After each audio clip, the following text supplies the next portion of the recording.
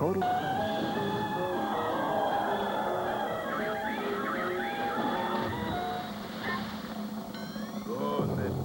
Sometimes I get so mad.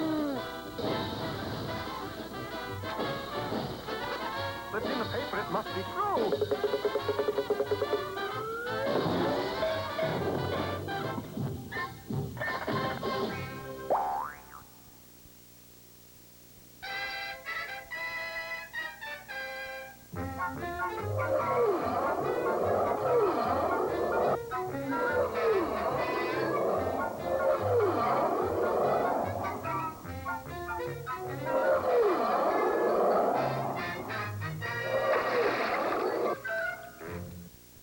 Our story opens today on the campus of a large Minnesota college, the University of Wossamotta.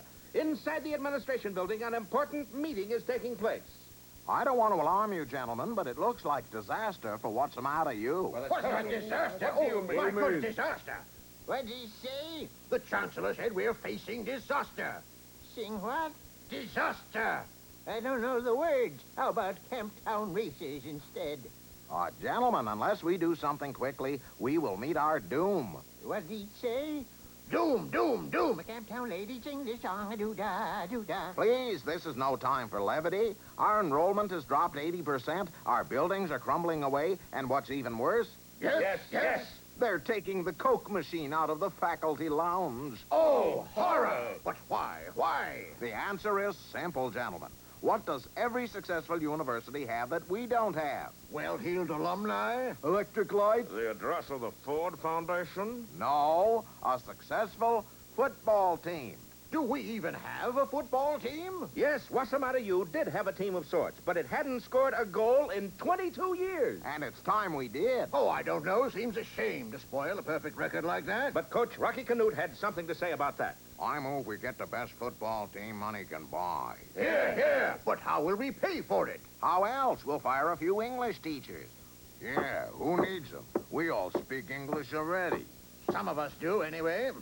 You incinerating that I'm dumb? That's your what? Dumb. Going to run all night, going to run all day. And so it was settled. 5 professors were sacked, and 5 football scouts were hired. All right, you guys, I want you to scour the city, comb the countryside, and especially beat the bushes. Why beat the bushes? The kind of fellas we want are probably living in them. Now, go on. The scouts sought high and low for candidates for football glory. They poked into every nook and cranny in the state. A couple of them even went further than that. They got completely lost and as a result wound up in Frostbite Falls, where as fate would have it, Rocket Squirrel chose that moment to say... Gosh, Bullwinkle, I'm making a salami souffle and I'm all out of whipple powder. Dad, this is fraught with portent. What's fraught with portent? This picture, see? There's Eddie Frost and George Portent. My fellers. Bullwinkle, I gotta get down to the store and back before the salami souffle flops. Stop snuffling and speak up. Well, give me a hand, Bullwinkle. Delighted. Hurry! And propelled by mighty moose muscle, Rocky Flash cleared a town into the grocery store and back before you can say Jack Robinson. Jack Robin! Here I am! By golly, I couldn't at that. Of course, all this hadn't gone unnoticed. You know what this means, Chauncey? Certainly, a fluffy souffle. No, it means we found the football sensation of the year. I think he's too furry for a football. And that tail. Not the squirrel, the moose. He's the wrong shape for a football. But he's the right shape for a passer. Come on. And the 2 scouts dashed into Bullwinkle, pen in hand. Sign here, fella. It's a college scholarship. A scholarship? Certainly, I can see at a glance you're brainy. Yeah. You're intelligent. Yeah. You're brilliant. Yeah. Then why don't you sign? I forget how to make a bee. Well, maybe he'll remember next time in A College for Two or Rock and Rolls.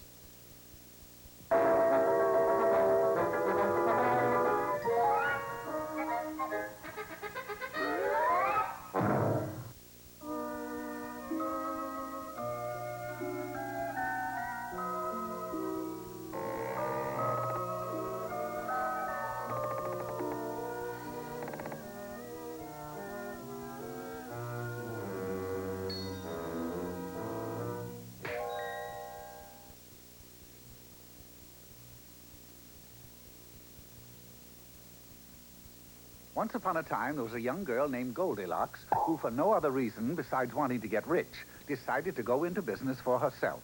Taking all the money that she had earned as a chimney sweep, she purchased a large lodge high up in the mountains and set about the task of turning it into a winter resort.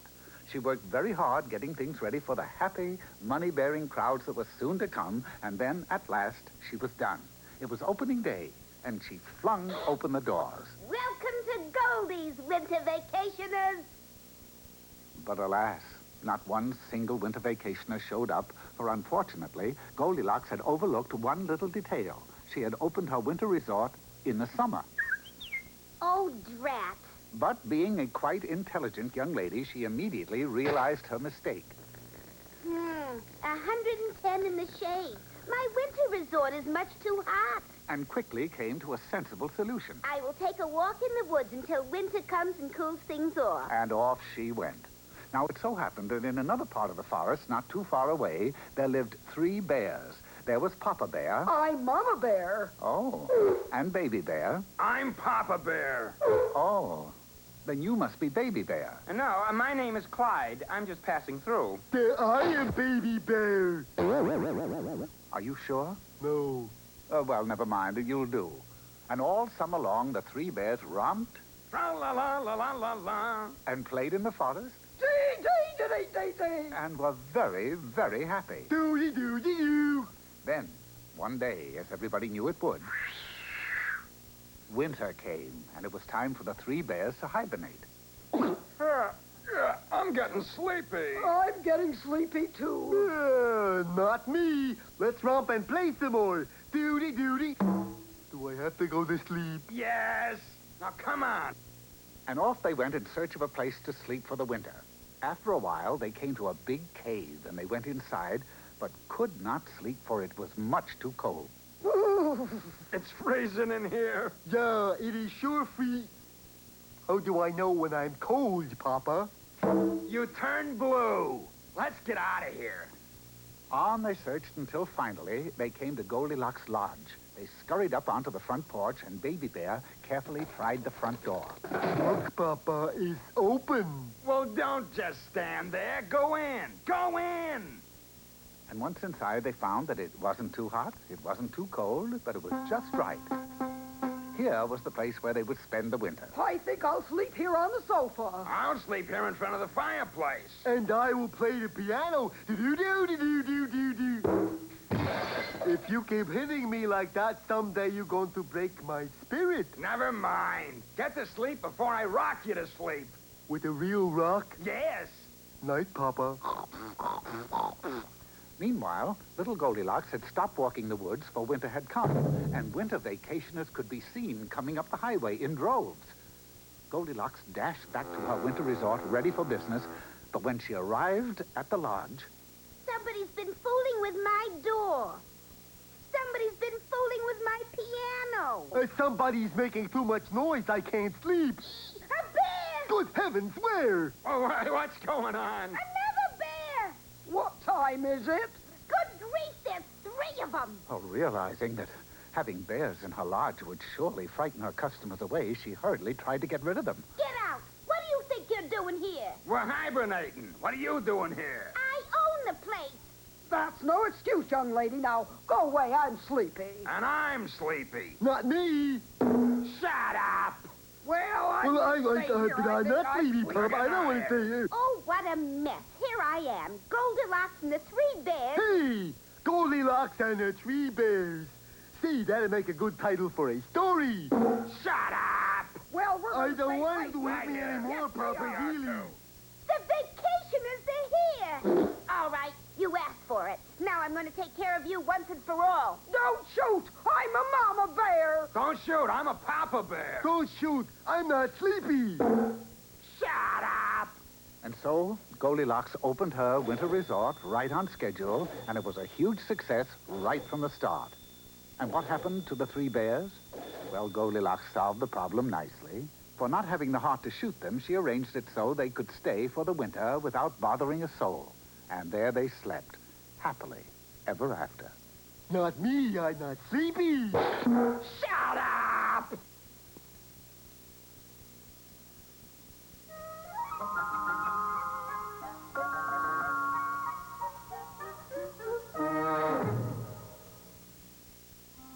wanted was a big bowl of Kellogg's Cinnamon Mini Buns. But is this my last swirl of sweet cinnamon? Whoa! Maybe not. Save some for me, Jimmy. Here comes the breakfast flight. There's a cyclone of cinnamon in every bowl of Kellogg's Cinnamon Mini Buns, part of this complete breakfast. Glad you could drop in, CB. Don't just sit there. Pass the milk. Submitted for your approval, Louis Galloway, 13 years old. He said he was ready for the ultimate video challenge. But there's something new behind those doors, and there's no turning back when you enter the video zone. New games, new nemesis, new menaces encountered from inside the game. It's a new reality in a new time-space coordinate. Nickelodeon's Ozone. The ultimate video challenge. Nick Arcade is now in the Ozone. Weekdays at 5, 4 Central. On Nickelodeon. Did you see 90210 last night? Did you see Brandon at my locker this morning? What? What? You can see Donna, Brenda, Dylan, Kelly, and Brandon anytime you want. It's the new Beverly Hills 90210 collection. Cool. Each sold separately. Totally hot, totally cool, totally hair Barbie. Comb it out, add some depth, gel it, scrunch it, now you're set. Make it fun, make it now. Totally hair is totally wow. Totally hair Barbie.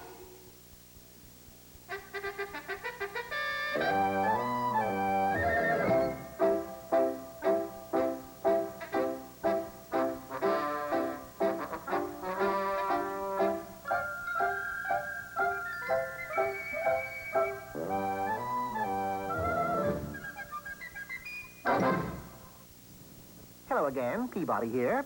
Today, Sherman and I are going to visit a gym. The YMCA's? Mother Bowie's. Never heard of it. Not it, him. I still Never don't. mind. Get into the Wayback Machine.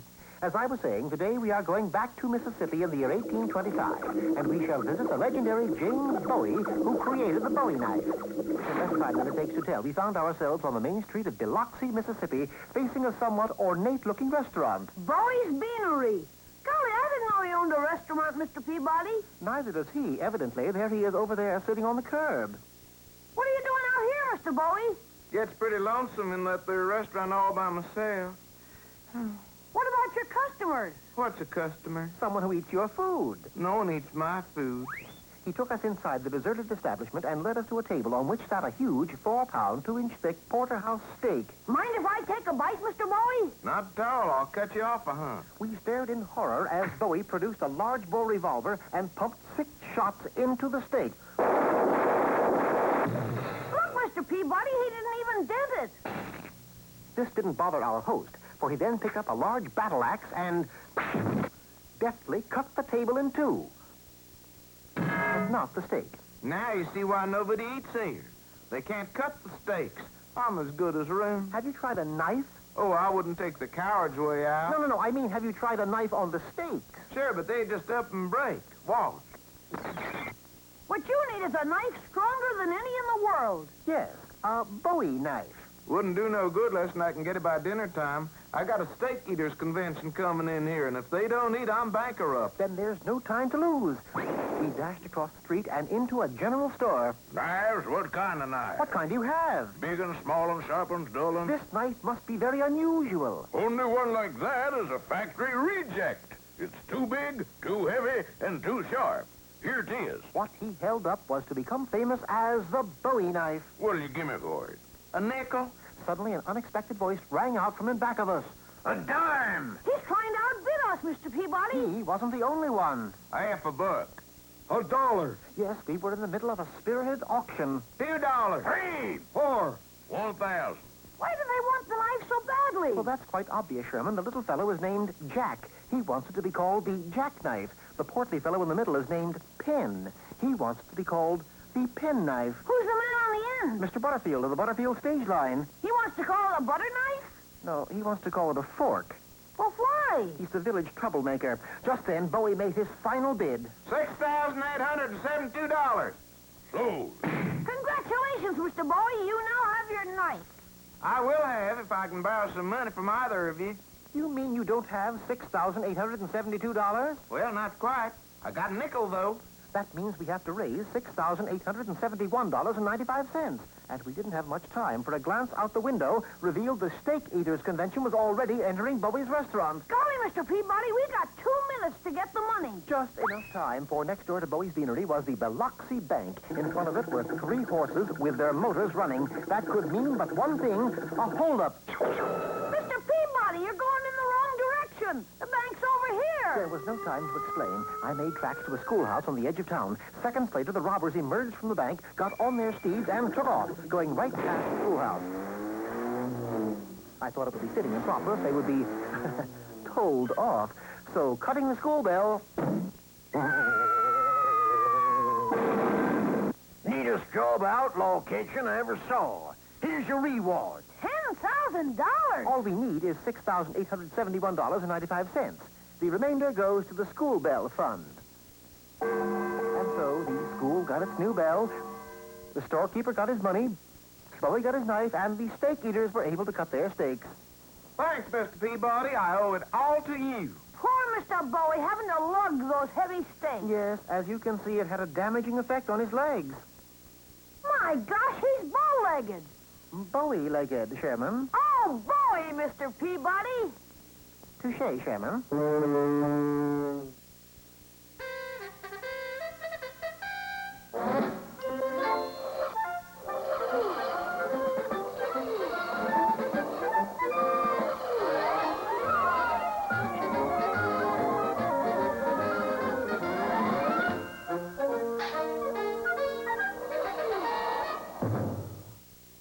Last time, you remember, the trustees of Wossamotta U were wondering how to keep their college from going bankrupt. How about giving an honorary degree to Danny Warbucks? You ninny, he's only a make-believe character.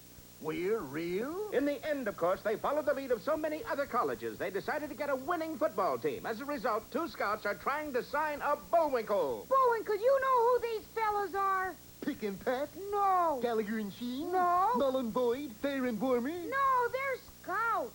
If they're scouts, let's see 'em rub 2 sticks together. They're football scouts. Then let's see 'em rub 2 footballs together. Let's check the little old rule book, Edgar. Uh-oh. Trouble? Says here we can enroll anybody except a moose. Let me see that.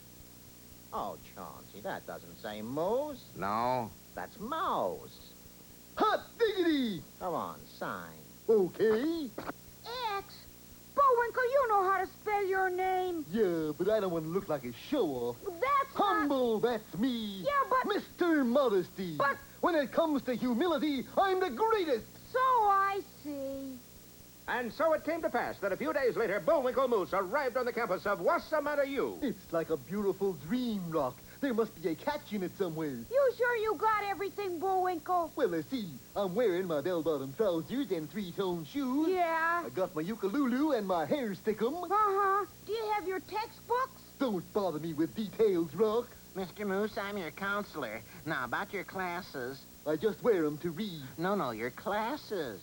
I gotta go to classes? Of course. I told you there was a catch in it somewhere. Now, I'd suggest you take Introduction to Chemical Kinetics, Differential Calculus, and the History of the Peloponnesian Wars. Take 'em, I can't even pronounce 'em. Boy, they sound tough. I'll never have time to play football. Oh, you're a football player? The Frostbite Falls Flash. Want to see my clippings? From your last game? No, from my last haircut. It won't be necessary. You'll take the regular classes for an athletic scholarship. Which are? Personal grooming, crocheting, and reading modern classics. That last one sounds tough. What modern classics do I have to read? Dick and Jane at the Seashore. Well, that's more like it. I'm afraid so. Well, how you making out, Flash? Just dandy fool, Mr. Scout. You know who this is? Of course. The Scoutmaster. No, this is our coach, Rocky Canute. Put it there, pal. Oh, thanks a mil. It was getting a mite heavy. Maybe you better suit up, Moose. In a few moments, Bullwinkle was attired in his very own football uniform. Bullwinkle, you're barefoot. Yeah, I like to feel my toes grip the earth. Besides, they didn't have any size 22s. Well, let's see you throw one, Moose. Throw a game already? I haven't even started practicing yet. Not a game, a pass. Let's see you throw a forward pass. Okay. How's this? And Bullwinkle faded back, cocked his arm, and fired a forward pass that traveled a miserable 10 feet and fell to the ground. How's that, Coach? Coach? Gee, where'd he go? Over in a dead faint, that's where. Well, is this the end of Bullwinkle's sports career? Be sure to see our next episode, The Hidden Ball Play, or Goal is Where You Find It.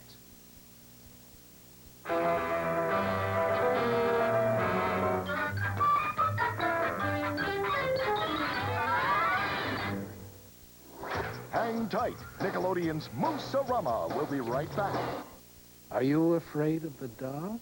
You will be when you watch. Are You Afraid of the Dark? Every Saturday at 9:30, 8:30 Central on SNCC. Saturday night, Nickelodeon. Okay, who's next? How do they get those guys to jump? Golden Grams. Hey! Maybe it's that touch of honey or that big graham cracker taste. Hi. You need a bowl? No, thanks. Brought my own. Golden Grams. Part of this complete breakfast. You're not just good, you're golden. Now at Musicland and Sam Goody stores, save on any regular price CD or cassette with these special boxes of Golden Grams. Hey, you do something helpful every day. Like today, you walk the dog. So for you, every day, Pizza Hut has the kids' pizza pack. You get a personal pan pizza, cup, and cool surprise every day. You deserve it, because you're a kid. What the heck is that? And you did leave the garden. Now you can scare up a Universal Monsters Kids Pizza Pack at Pizza Hut. You get a personal pan pizza, creepy cup with monstrous lid, and spooky trading cards, all for $2.99. Draw a bunny, face, flower, silly circus poodle. Draw a brontosaurus, it's Magna-Doodle. With accessory sets, you can trace at a zoo. Stamp ducks on a train, make your cello blue. If you think Magna-Doodle's fun, just wait till you play with all the accessory sets. Stamps, stencils, you can even add color. Get a big castle, a home for your king. With accessory sets, you can do all things. Magna-Doodle in 8 different accessory sets, each sold separately from Tyco. You are in the O-Zone. And now back to Nickelodeon's Moose-a-Rama. Hi there. Today's poem is all about my grandfather's clock. Sure is a big one. Yup. My grandfather's clock was too large for the shelf, so it stood 90 years on the floor. How come it's not running? Let's see, it says, always his treasure and pride. It stopped short, never to go again when the old moose died. Your grandfather's dead, Bullwinkle? Well, exactly. He just sort of disappeared. But that doesn't rhyme so good. And the clock hasn't run all these years, huh? What do you mean all these years? He disappeared yesterday. Yesterday? And the clock stopped? Hey, do you suppose... Uh-oh. Let me open her up. Grandpa, it's you! You're expecting maybe John Cameron Swayze? Well, if that don't beat all, how could anybody be so stupid as to get locked up in a clock? Stupid? Why, it's easy. Like this. Oh! Now there's something you don't see every day, Rocky. What's that, Grandpa? A clock with a face on both sides.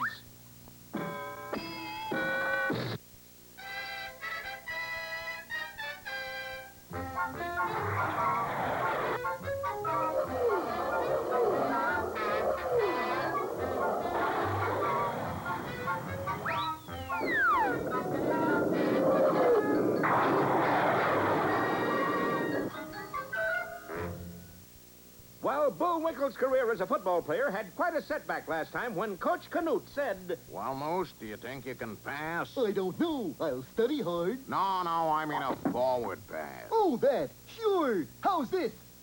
And Bullwinkle lofted a forward pass that didn't travel more than 10 feet. That's a forward pass. It went forward, didn't it? Turn in your suit, Moose. No, wait. I think I know what's wrong, Coach. Let me send her the ball. Okay. 1, 2, 3. Hut! Now, Bullwinkle! Ellie! Well, it was the alley-oop that did it. The football zoomed into the air, down the field, over the goalpost, out of the stadium, and across the campus toward the administration building. Now, Chancellor, this here stadium will cost you only $7 million, and we can start building on... A lot of money, Mr. Herdlicker. I don't think we... What's that? It's a football. How did it get here? Offhand, I'd say it was thrown here by your new fullback. Well, don't just stand there, Herdlicker. Build something. And immediately, work started on a brand-new stadium for Wossamotta U. While on the practice field, Bullwinkle and Rocky worked out with the rest of the team. Ollie! Oof! Oh, I got it.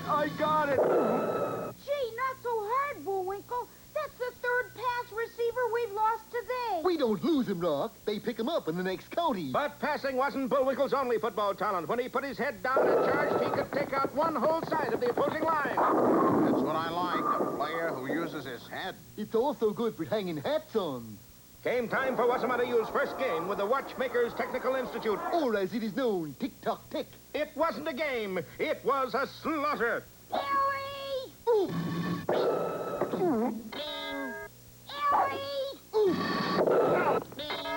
A minute before the end of the game, with Wossamotta U leading 66-0, Coach Canute took Bullwinkle out. Immediately, things were different. In the next 60 seconds, Tick-Tock-Tech scored 60 points.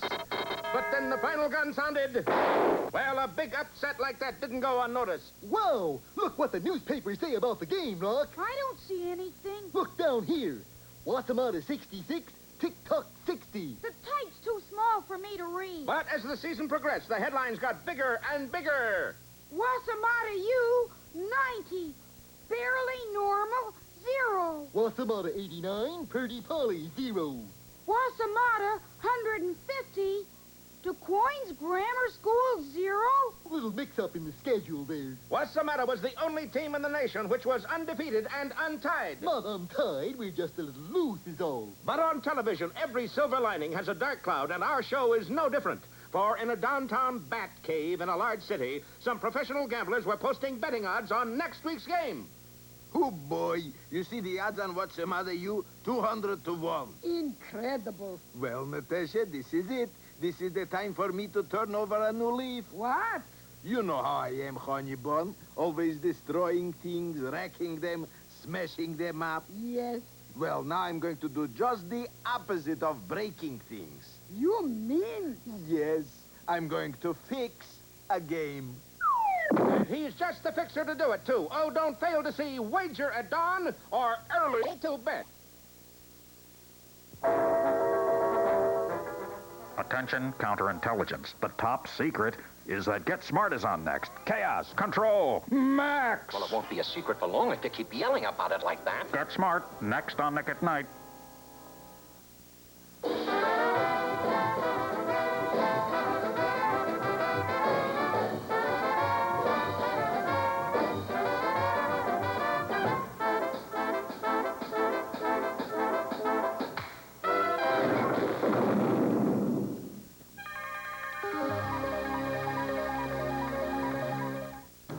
Race to end all races, the battle to end all battles, the beat to end all beats. It's Apocalypse Pete. Watch the premiere this Sunday, 7:30, 6:30 Central, on the network to end all networks, Nickelodeon.